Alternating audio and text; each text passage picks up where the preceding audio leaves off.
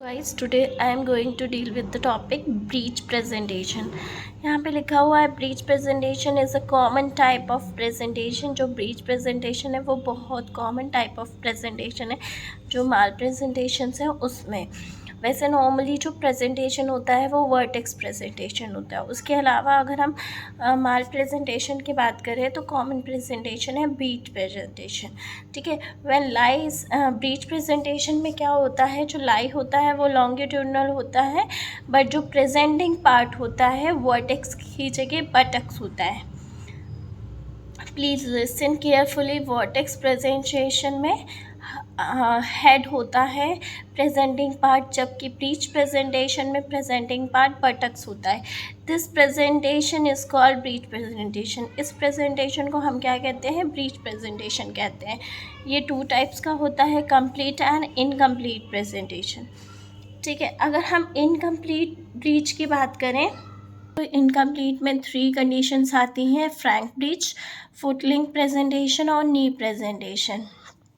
अब हम देखेंगे कंप्लीट ब्रीच क्या है।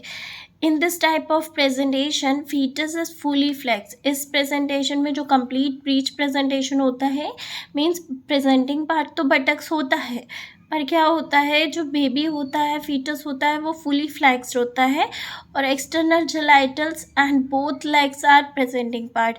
बटक्स साथ में क्या है, एक्सटर्नल जेनाइटल्स और लेग्स जो होते हैं उसके दोनों वो प्रेजेंटिंग पार्ट होते हैं, वो कंप्लीट ब्रीच कहलाता है। अब अगर हम फ्रैंक ब्रीच की बात करें तो फ्रैंक ब्रीच क्या है, in this type of presentation fetus buttocks external genitals are presenting part. Frank breech में क्या होता है, बोथ लेग्स नहीं आएंगे, बट क्या है, बटक्स और एक्सटर्नल जेनाइटल्स क्या होंगे, प्रेजेंटिंग पार्ट होंगे, उसे हम बोलेंगे फ्रैंक ब्रीच।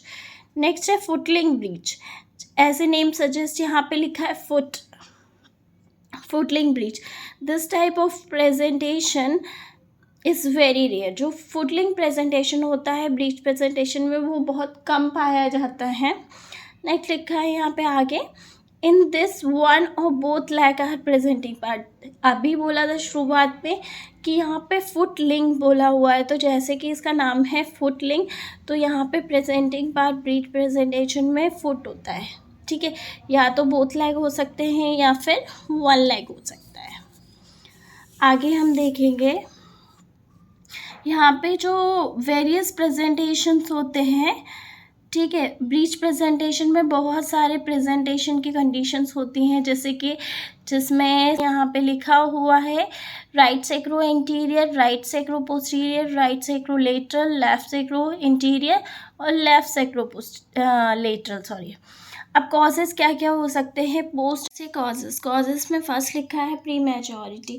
प्री मैच्योरिटी से मतलब है जो नॉर्मल वेट होगा बेबी का वो नहीं होगा और 9 मंथ से पहले बेबी हो जाएगा। मल्टीपल प्रेगनेंसी से मतलब है मोर देन 1 फीटस। ओलिगोहेटेरोएमनियंस का मतलब होता है जब एमनियोटिक फ्लूइड इंडेक्स कम होता है या एमनियोटिक फ्लूइड का वॉल्यूम कम होता है तब हम उसे बोलेंगे ओलिगोहेटेरोएमनियंस। ठीक, नेक्स्ट है मल्टीपैरा।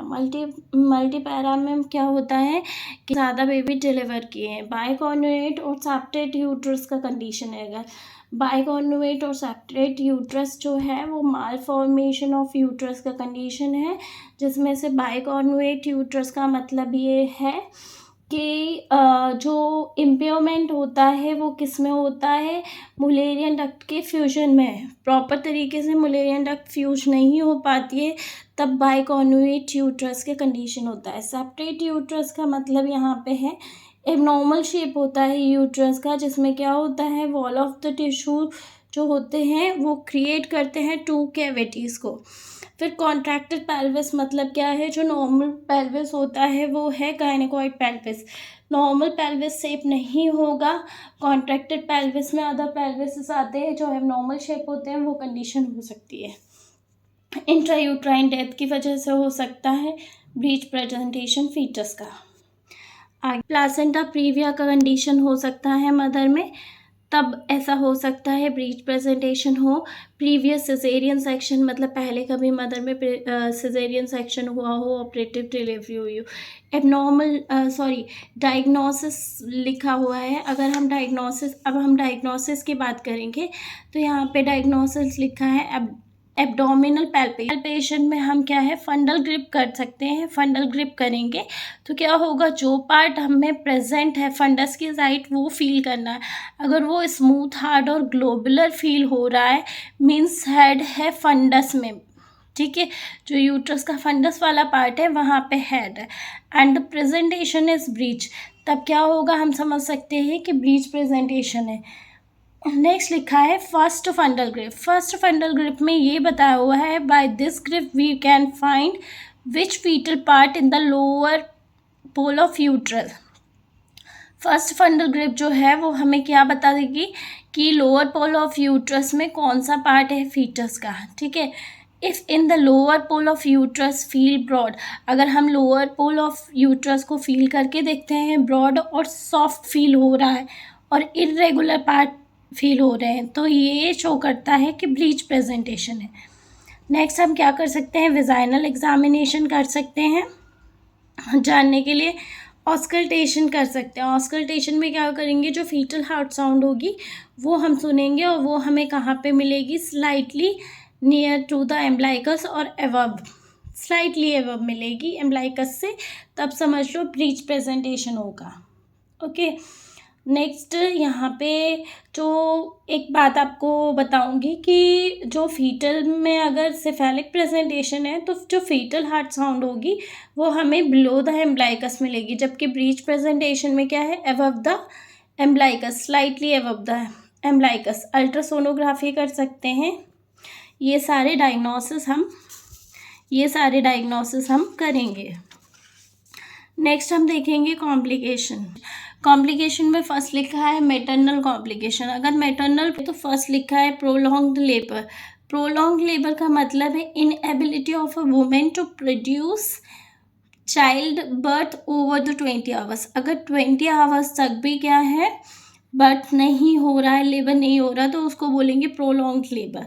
ऑब्स्ट्रक्टेड लेबर का मतलब होता है when presenting part of the fetus can not progress in the birth canal. Birth canal में प्रोग्रेस नहीं करेंगे अगर फीटल पार्ट्स, ठीक है, तो हम उसे बोलेंगे ऑब्स्ट्रक्टेड लेबर।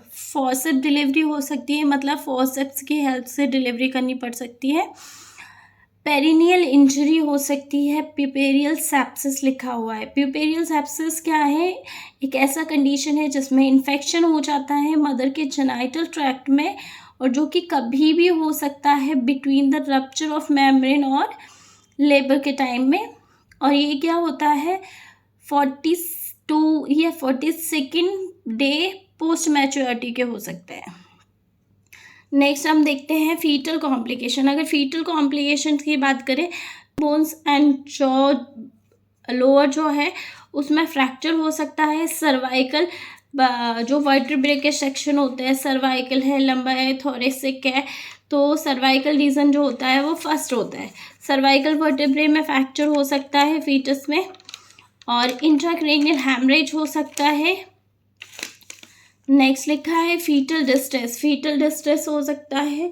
अब पैरालिसिस लिखा है, मसल वीकनेस होता है शोल्डर्स में, ठीक है। मैनेजमेंट ऑफ ब्रीच प्रेजेंटेशन देखेंगे। एंटीनेटल मैनेजमेंट की अगर बात करें तो एंटीनेटल मैनेजमेंट में ब्रीच प्रेजेंटेशन का हमें डायग्नोसिस करना है, जो कि हम क्या है बहुत सारे एग्जामिनेशन के थ्रू, जैसे कि फंडल एग्जामिनेशन है, एब्डोमिनल एग्जामिनेशन अभी बताया था, उसके थ्रू कर सकते हैं।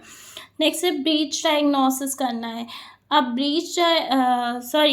कॉम्प्लिकेशन ऑफ ब्रीच डायग्नोसिस करना है तो उसके लिए हम क्या कर सकते हैं कि हम क्या करेंगे, जैसे कि अल्ट्रासाउंड कर सकते हैं, और कॉम्प्लिकेशन से मतलब है जैसे कि मैटरनल टॉक्सीमिया हो गया, प्री मैच्योरिटी हो गया, हार्ट डिसीज हो गया, ये सब ब्रीच प्रेजेंटेशन के साथ देखने को मिल सकता है। तो इसके लिए हम अल्ट्रासाउंड कर सकते हैं। एक्सटर्नल सेफेलिक वर्जन क्या है, इसमें क्या करते हैं, एक्सटर्नली जो फीटल हेड है उसको ट्राई करते हैं कि वो लोअर पोल ऑफ यूट्रस में आ जाए। अगर अब आगे देखेंगे, अगर जो एक्सटर्नल सेफेलिक वर्जन जो होता है, अगर वो फेल हो जाता है, यहाँ पे लिखा हुआ है if contraindication of external cephalic version, अगर external cephalic version contraindicated है या फेल हो जाता है तो फीटस को हमें क्या है, सिजेरियन सेक्शन से डिलीवर करना है। अब कौन सी कंडीशन है जिसमें सिजेरियन सेक्शन हो सकता है? अगर फीटस जो है लार्ज साइज बेबी है या फीटल डिस्ट्रेस हो रहा है, बहुत हाइपर एक्सटेंडेड बेबी है, या फुटलिंग प्रेजेंटेशन है। सीपीडी का मतलब ये है कॉन्ट्रैक्टेड पेल्विस, अभी आपको बताया था। बैड ऑब्स्टेट्रिक हिस्ट्री मतलब है कि प्रीवियसली जो भी बेबी हुआ होगा उसकी हिस्ट्री अच्छी नहीं है, ऑब्स्टेट्रिकल हिस्ट्री। नेक्स्ट लिखा है वेजाइनल ब्रीच। अब वेजाइनल ब्रीच किस कंडीशन में हो सकता है? अगर मदर और फीटस का हेल्थ स्टेटस अच्छा है, ठीक है, और नॉर्मल वेट है, पेल्विस भी गायनेकोइड है, ये सारी कंडीशन नॉर्मल हैं, तो हम क्या कर सकते हैं, वेजाइनल डिलीवरी कर सकते हैं। अब हम अगर मैनेजमेंट देखते हैं, फर्स्ट स्टेज की बात करें तो फर्स्ट स्टेज में हमें क्या करना है, मदर और फीटस की मॉनिटरिंग करना है, मदर को इन्फेक्शन से प्रिवेंट करना है बाय यूजिंग एसेप्टिक टेक्निक्स, ठीक है, by different examination assess progress of labour. हम बहुत सारे एग्जामिनेशंस को यूज़ कर सकते हैं लेबर का कितना प्रोग्रेस हुआ है वो देखने के लिए, जैसे कि वेजाइनल एग्जामिनेशन हो गया। असेस कॉन्ट्रैक्शन, कितना कॉन्ट्रैक्शन हो रहा है, उसकी इंटेंसिटी, ड्यूरेशन कितना है, पार्टोग्राफ को मेंटेन करना चाहिए। वेजाइनल एग्जामिनेशन करना है कि पता चल रहा है कॉर्ड प्रोलैप्स तो नहीं है। आरएल हमें एडमिनिस्टर करना है, आईवी हमें आरएल एडमिनिस्टर करना है, आईवी। फिर है इफ़ नीडेड प्रोवाइड, अगर ज़रूरत है तो मदर को एनीमा प्रोवाइड करना है और कैथेटराइजेशन करना है। मदर का ब्लड क्रॉस मैच करना है ब्लड ट्रांसफ्यूजन के लिए, और प्रोवाइड साइकोलॉजिकल सपोर्ट, मदर को साइकोलॉजिकल सपोर्ट प्रोवाइड करना है। Thank you.